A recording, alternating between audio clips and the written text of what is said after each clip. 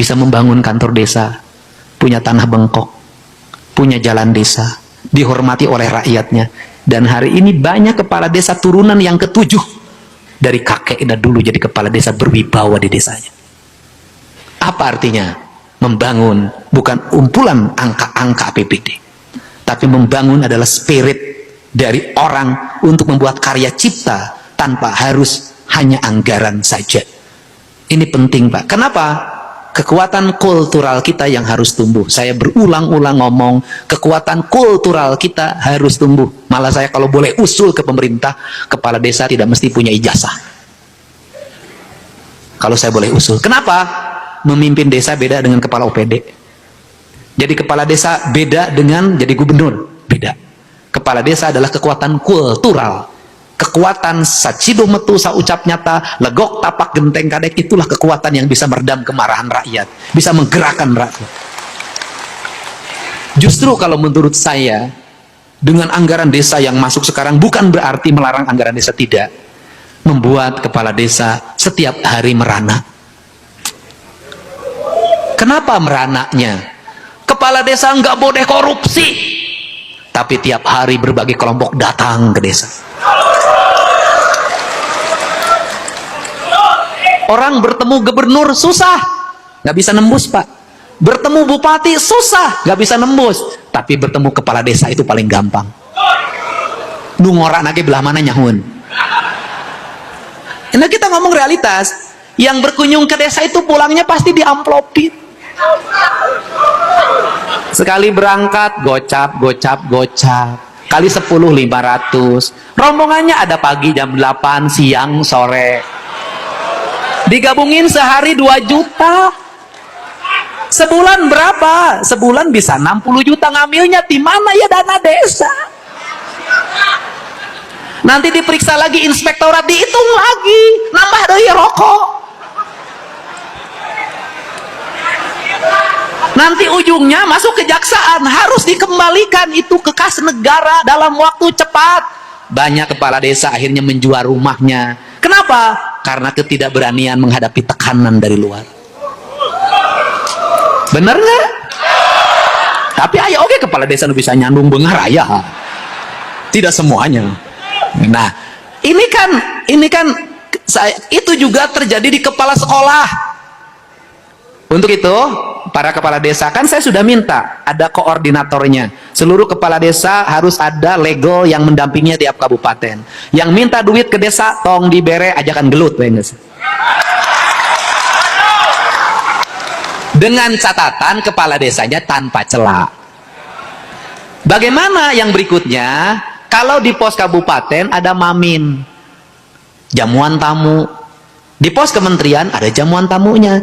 Di organisasi perangkat daerah ada jamuan tamunya. Di desa nggak ada komponen itu.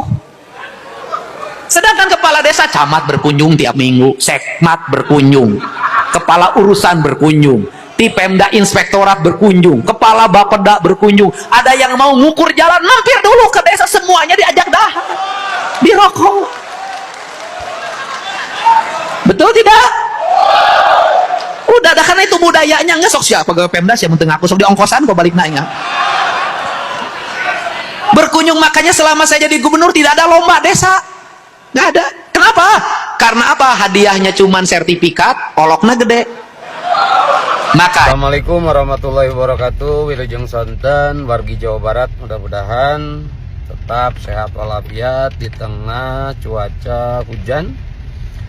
Wargi Jawa Barat, sedikit bocoran terkait anggaran pemerintah provinsi tahun 2026 yang sebentar lagi akan segera mau nggak mau disepakati. Banyak hal terjadi perubahan pada anggaran Jawa Barat 2026, walaupun dengan dalih bahwa pendapatan anggaran Jawa Barat itu berkurang karena transfer dari pusatnya berkurang. Namun sebetulnya ketika kita lihat, ketika teliti, banyak hal yang seharusnya poin-poin pengurangan itu disesuaikan dengan yang poin transfer dari pusatnya juga berkurang. Tapi pada faktanya enggak. Contohnya misalkan anggaran pendidikan, yang kemungkinan besar anggaran pendidikan untuk sekolah swasta mudah-mudahan masih tersisa walaupun sedikit ya. Tapi kemarin sudah direncanakan akan dihapus, akan 0 rupiah. Anggaran untuk madrasah, musola, masjid, pesantren juga 0 rupiah. Walau kita tahu 1 tahun ke belakang beliau menjanjikan bahwa anggaran itu akan diadakan kembali karena sedang dirapikan secara teknis. 2026 juga 0 rupiah. Sekolah swasta 0 rupiah. Terus kemudian kebetulan barusan saya juga baru dari dinas sosial di daerah Lembang, khusus untuk anak gitu, yang permasalahan anak. Tapi sama, anggarannya juga banyak dipotong.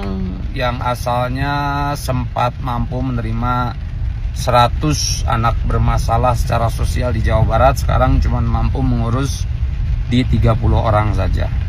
Jadi entah ini dananya, anggarannya lebih dibanyak ke mana. Yang pasti banyak pemotongan, terutama di bagian-bagian yang bersifat sosial, pendidikan.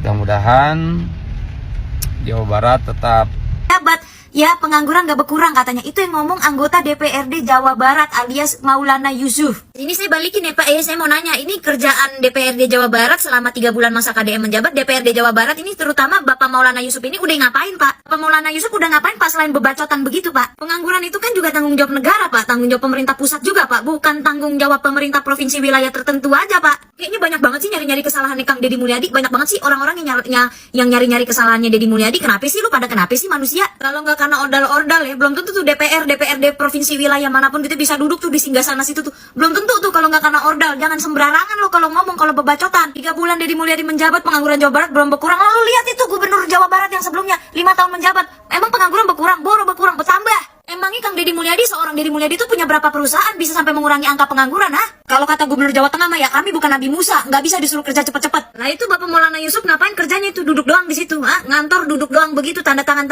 ngapain itu, ha? Sama ngomong doang, KDM 3 bulan menjabat kagak ada perubahan. Emang Ngana udah buat perubahan apa? Saya tanya. Saya sebagai rakyat Jawa Barat nih, saya sah nih sebagai rakyat Jawa Barat. Ngana udah berbuat apa Ngana buat Jawa Barat? Ini Bapak DPRD nih dipilih sama siapa sih? Dipilih sama rakyat kan? Rakyat yang manis yang milih Bapak. Saya sebagai warga Jawa Barat nggak merasa milih Bapak Maulana Yusuf. Ini DPRD Jawa Barat mana? Rakyat mana ini yang milih nih? DPRD, mau DPR juga, mau rapat ngabisin anggaran negara sampai berapa triliun juga hasilnya juga kagak berasa di rakyat, kata saya mah. Saya berhak loh ngomong kayak gini, karena saya rakyat, dan DPR, dan DPRD itu adalah Dewan Perwakilan Rakyat, dan Dewan Perwakilan Rakyat Daerah.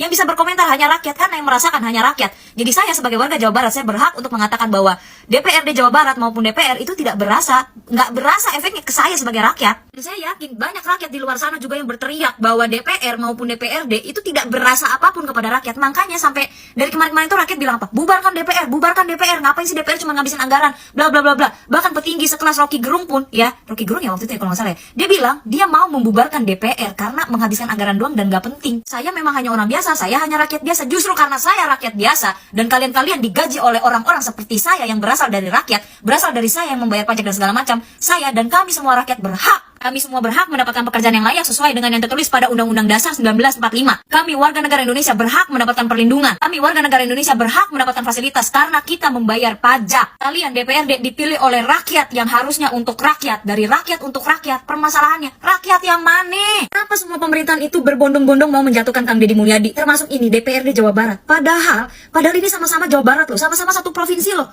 Bukannya gubernur sama DPRD itu harusnya saling dukung-mendukung ya? Sama-sama satu provinsi Jawa Barat. Kok ini malah saling menjatuhkan sih? DPRD Jawa Barat lah menjatuhkan Kang Deddy Mulyadi, bilang dia 3 bulan menjabat, pengangguran belum berkurang, tidak ada perubahan terhadap Jawa Barat.